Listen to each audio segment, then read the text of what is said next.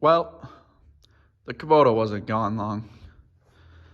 Dad did some more thinking on it and talked to our dealer on the John Deere, and there were some things he couldn't get. So he went and got his Kubota back, took the Deere back and got the Kubota. So I think he's going to keep this one for now.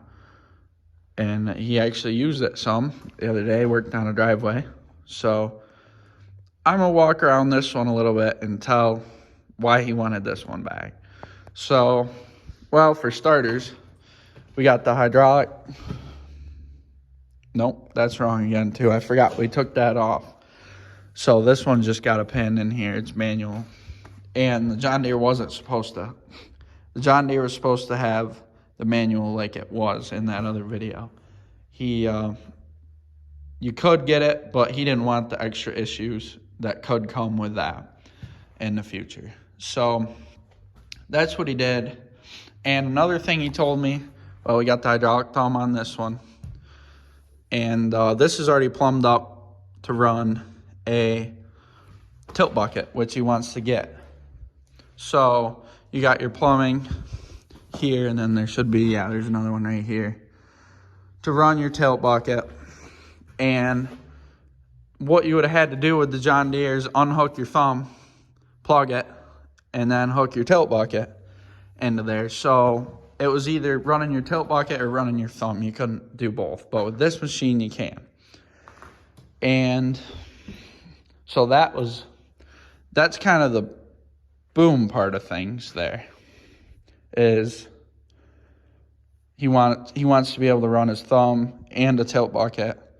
And another thing you can't do with that Deere is adjust your flow, your hydraulic flow. So this one, you can go right into the computer in the cab and adjust your flow. So you can slow it down and speed it up. And the only solution we had for that with the Deere is putting restrictors in the line. But that's a lot of screwing around for this one already being good, already being right. So, or, you know, having it electric, hydraulic, whatever. I don't even know. We got the four-way blade. Had to count that. But we got the four-way blade on this one. And this is probably should have mentioned it. It's a 057-5 KX. Pop the hood, see what's going on. There's a lot here, but I mean, you can pretty much put your hands on, you know, anything you want in here. It's pretty easy to get in here. You got all your radiators. Well, radiator. That looks like maybe, oh, that's probably the oil cooler. I don't know for sure. This is definitely the coolant radiator, this big one. Then this one's probably for the AC. This one, I'd say, that's an AC line. This thing does something. And I imagine there's a hydraulic cooler on this too. This is probably your engine oil cooler. Wouldn't have to be really big. We got pretty nice back here. We got a backup camera on it. And it's pretty sweet.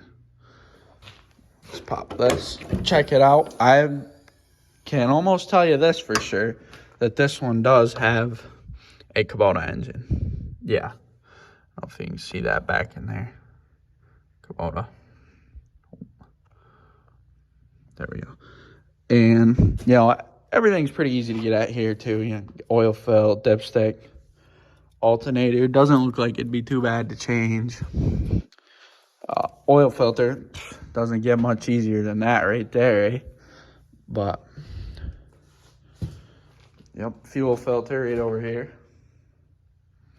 Pretty slick. And overall, it's a nice looking machine. I kind of like the orange.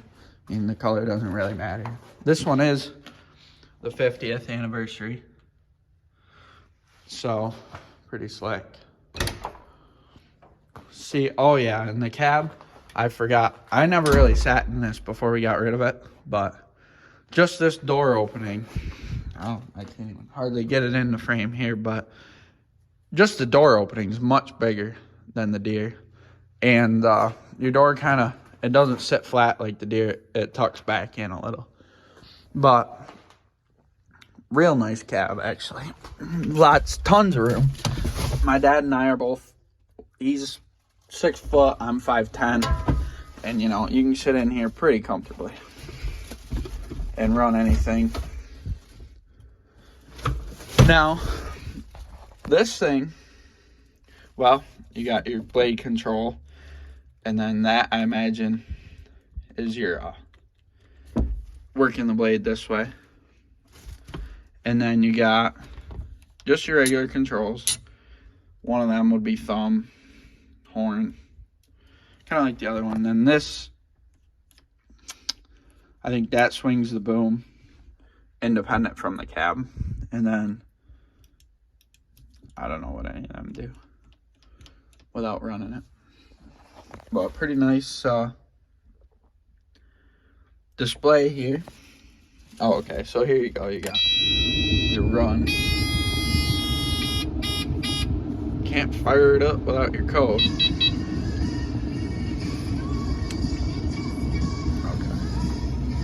See, don't want you guys knowing my code.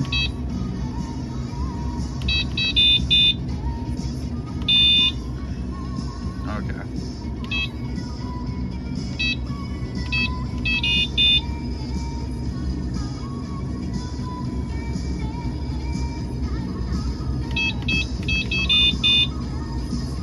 Well, got the radio going a little loud in here. I don't know the code. That'd be a dad thing. He knows it. He moved it earlier. I don't know. I don't run it. So, got your throttle, AC, and fan. This one here, this is a Bluetooth radio, another thing Dad wanted. So that's what he got. This one, it had everything he wanted, and it is a nice machine. He just would rather have gone through our John Deere dealer because they are wicked reliable. But, you know, this had the air seat. I found out after I made that video about the John Deere that you can't get an air seat in a John Deere, I guess, or something. Wasn't going to be simple and easy. So that and the Bluetooth radio you couldn't really get. So, and this has LED lights, one on each side of the cab there. And actually, I don't see any on the boom. Go to this side, maybe there's, oh yeah, right there. Tucked right in, so if you hit that, I don't know. Unless you hit it from this way, if you heard it, you probably got bigger problems than a light being out. So, I think that's about it, though. I mean, it's an excavator. Some grease fittings there. But lots of hydraulics, which I guess makes sense because these things are, everything's hydraulic on them. Hydraulic drive, hydraulic blade, thumb. So, pretty sweet. Need to get a John Deere battery in this thing. Put that around. But, so that's all I got on the excavator, I guess. Oh, and there's a light back here. No, there isn't. There was supposed to be. Sounds like. Yeah. Actually, that might be a fuel filter because it's hooked to the pump. I don't know what this would be then. Maybe that's just a water separator. Yep, I left the key on. Rookie mistake. Oh, wow. They make battery chargers every day. And we happen to have one, so. Oh, well. But, well, I'll close these up after, but. So that's it on that. And then just a little update. We put, seems brighter in here maybe. Dad and I just put all these LED lights in here. It's a lot brighter. And we got the spreader in here, H&S 4142, I think it is. Making a video on it right now. Bluetooth hydraulic hoses. So we got them off. We had one that went from that T right there, come over to here. And they go back for that gate. And I had another one blow for this cylinder here. Comes out. And it actually wraps right around. And it's a long hose. But they're coming. And then I should have a video. I already got the first part of it made of us running it. Once the ground freezes, I'll get footage of it running. And yeah, I noticed that yesterday when I was greasing it. We just got this thing. And it's broken off wheel stud. But that's the only one I saw, or noticed anyway. So I don't think one's gonna bug too much for now.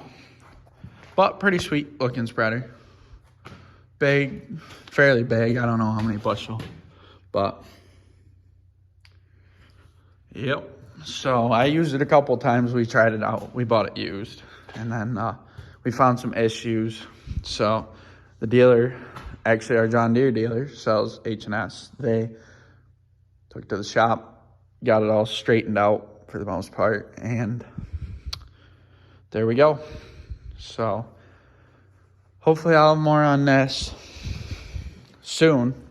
But anyways, thanks for watching.